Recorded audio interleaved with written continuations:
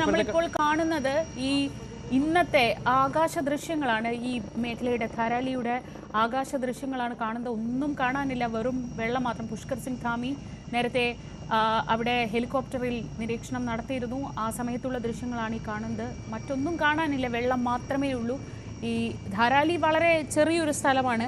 അവിടെ ആകെ ജനസംഖ്യ എന്ന് പറയുന്നത് 583 ഔദ്യോഗിക കണക്ക് പ്രകാരം. പക്ഷേ നമുക്കിപ്പോഴത്തെ ഒരു സാഹചര്യത്തിൽ അവിടെ എത്ര പേർ കുടുങ്ങിയിട്ടുണ്ട്, അതും എവിടെ നിന്നുള്ളവരാണ്, ഒന്നും അറിയാൻ വഴിയില്ല. കാരണം ഈ ധാരാലി ഗ്രാമത്തിനെ തന്നെ രണ്ട് തരത്തിൽ തിരിക്കാം. ഒന്ന് ജനവാസ മേഖലയായ അല്ലെങ്കിൽ അവിടുത്തെ സാധാരണക്കാർ താമസിക്കുന്ന ഒരു ഭാഗം, മറ്റൊന്ന് ഈ ഹോം സ്റ്റേകളും ഹോട്ടലുകളും ഒക്കെയുള്ള ഭാഗം. ഈ ഹോം സ്റ്റേകളും ഹോട്ടലുകളും ഒക്കെയുള്ള ഭാഗമാണിപ്പോൾ കാര്യമായി വെള്ളത്തിനടിയിലായി അല്ലെങ്കിൽ മണ്ണിനടിയിലായി പോയിട്ടുള്ളത്.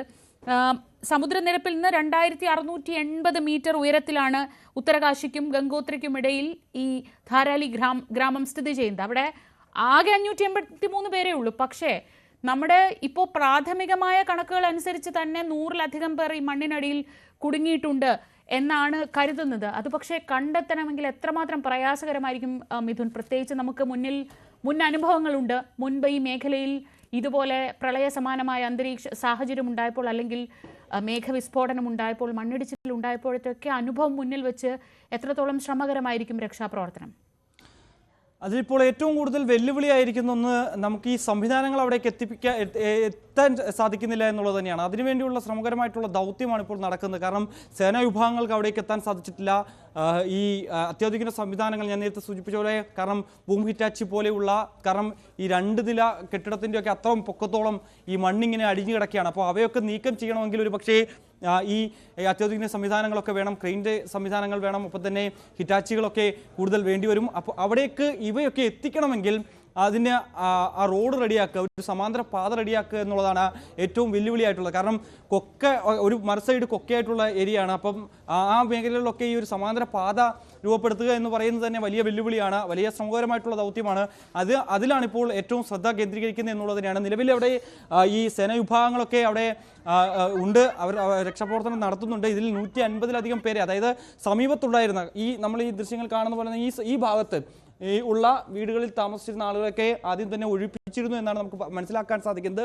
അവിടെ നിന്ന് ഒക്കെയുള്ള ആളുകളെ അല്ലെങ്കിൽ ഈ സമയത്ത് ഇത് പൊട്ടി ഒലിച്ചു വരുന്ന സമയത്ത് ഓടി രക്ഷപ്പെട്ട ആളുകളൊക്കെ ഉണ്ട്.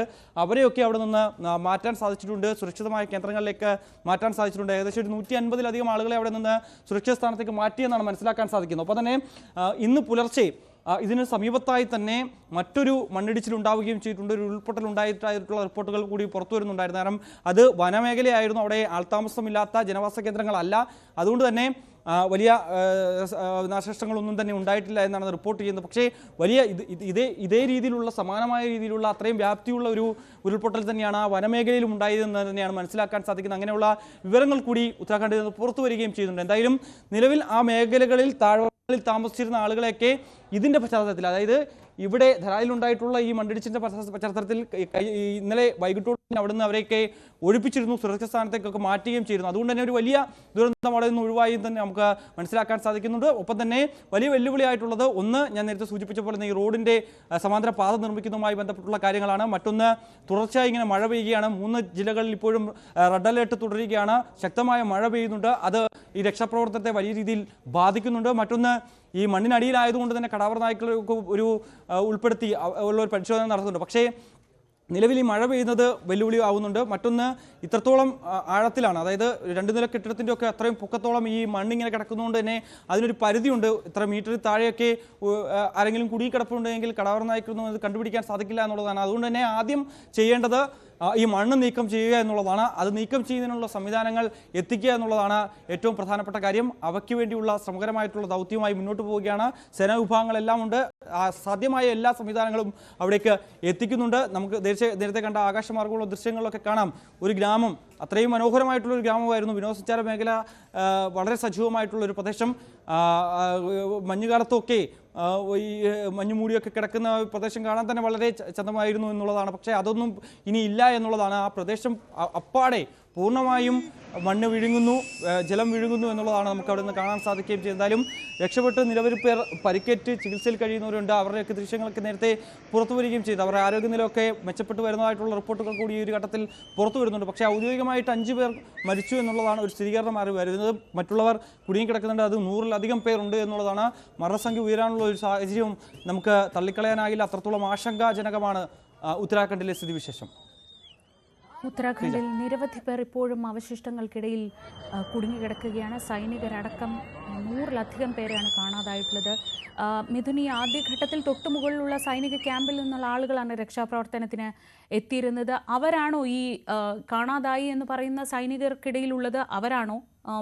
അത്തരം വിവരങ്ങൾ എന്തെങ്കിലും ആ സൈനിക ക്യാമ്പിൽ നിന്നുള്ളവർക്ക് കൂടുതൽ പ്രവർത്തിക്കണമെങ്കിൽ ഈ മെഷീനറി, ഈ ഇത്രയും കല്ലും മണ്ണും നിറഞ്ഞു കിടക്കുന്ന കെട്ടിടാവശിഷ്ടങ്ങളും നിറഞ്ഞു കിടക്കുന്ന അവസ്ഥയിൽ അത് നീക്കാനുള്ള മെഷീനറിയാണോ ഇപ്പോൾ വലിയ വെല്ലുവിളിയാവുന്നത്?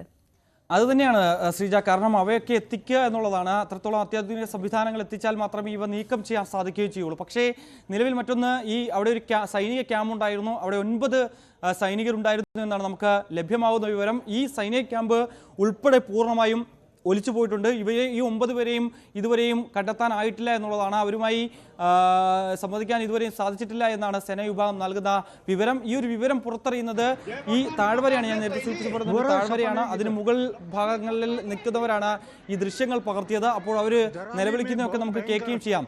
കാരണം ഈ ആളുകൾ ഇങ്ങനെ ഓടിപ്പോവുകയും ചെയ്യുന്നു. പിന്നീടാണ് ഈ വിവരം പുറത്തു വരികയും ഒപ്പം തന്നെ പൊടുന്നനെ സമീപത്തുള്ളവരൊക്കെ ഓടിയെത്തുകയും രക്ഷാപ്രവർത്തനം ഏകോപിപ്പിക്കുകയും ചെയ്തു. പക്ഷേ പിന്നീട് ഈ മണ്ണിടിഞ്ഞുകൊണ്ട് പിന്നീട് പോയ വേളയിലാണ് ഈ ഒരു അവിടേക്കുള്ള ആകെയുള്ളൊരു പാതയാണ്. ആ റോഡ് പൂർണ്ണമായും ഇടിഞ്ഞ് തകരുന്ന സ്ഥിതിയിലേക്ക് പോവുകയും ചെയ്തു. പക്ഷേ പിന്നീട് വാഹനങ്ങൾക്കൊന്നും തന്നെ ഇവിടേക്ക് എത്താൻ സാധിച്ചില്ല എന്നുള്ളതാണ്. ആ സമയത്ത് കടന്നു വന്ന വാഹനങ്ങൾ പലതും, മാധ്യമപ്രവർത്തകർ ഉൾപ്പെടെയുള്ള വാഹനങ്ങളൊക്കെ അവിടെ ഈ ചെളിയിൽ പുതഞ്ഞു പോവുകയും ചെയ്തിട്ടുണ്ട്. മറ്റൊന്ന്, ഈ സമാന്തര പാത നിർമ്മിക്കുക എന്ന് പറയുന്നത്, നമ്മളിപ്പോൾ ബെയിലി പാലമൊക്കെ ഇവിടെ നിർമ്മിച്ചോ കണ്ടതാണ്. പൊടുന്നനെ വളരെ ചുരുങ്ങിയ സമയം കൊണ്ടൊക്കെ സൈന്യം അത് ഏകോപിപ്പിക്കുകയും അത് നടപ്പിലാക്കുകയും കാണുകയും ചെയ്തതാണ്. പക്ഷേ ഈ ഒരു സമാന്തര പാത, അതും ഏകദേശം ഇപ്പോൾ നിൽക്കുന്ന, അതായത് ഈ റോഡ് ഇടിഞ്ഞു പൊളിഞ്ഞു കിടക്കുന്നിടത്തു നിന്ന് ഏകദേശം ഒരു 2 കിലോമീറ്റർ ദൂരമുണ്ട് ഈ അപകടം നടന്ന സ്ഥലത്തേക്ക് എത്താൻ. അപ്പോൾ അവിടേക്ക് എത്തണമെങ്കിൽ സമാന്തര പാത നിർമ്മിക്കുക എന്നുള്ളത് വളരെ വെല്ലുവിളി നിറഞ്ഞതാണ്. കാരണം പലയിടത്തും ഇടിഞ്ഞു വീണ് കിടക്കുന്ന ദൃശ്യങ്ങളൊക്കെ നേരത്തെ പുറത്തു വരികയും ചെയ്തതാണ്.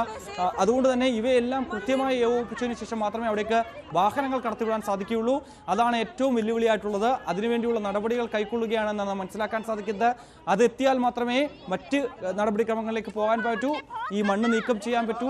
ഈ കെട്ടിട അവശിഷ്ടങ്ങളൊക്കെ കുമിഞ്ഞുകൂടി കിടക്കുന്നുണ്ട്. അവയൊക്കെ നീക്കം ചെയ്താൽ മാത്രമേ ഈ മണ്ണിനടിയിലുള്ളവരെ പുറത്തെത്തിക്കാൻ കഴിയൂ എന്നുള്ള ഒരു നിഗമനത്തിലാണ്. എന്തായാലും ഇപ്പോഴും രക്ഷാപ്രവർത്തനം അവിടെ ഏകോപിപ്പിക്കുന്നുണ്ട്, പുരോഗമിക്കുന്നുണ്ട്. അവിടെയുള്ള സേനാ വിഭാഗവും ITBP സംഘവും NDRFിന്റെ ഒക്കെ നേതൃത്വത്തിൽ, ഒപ്പം തന്നെ അവിടുത്തെ നാട്ടുകാരുടെ ഒക്കെ നേതൃത്വത്തിൽ ഇപ്പോഴും രക്ഷാദൗത്യം പുരോഗമിക്കുന്നുണ്ട്. പക്ഷേ ഇതാണ് വലിയ ദുഷ്കരമായ ഒരു രക്ഷാദൗത്യം തന്നെയാണ്.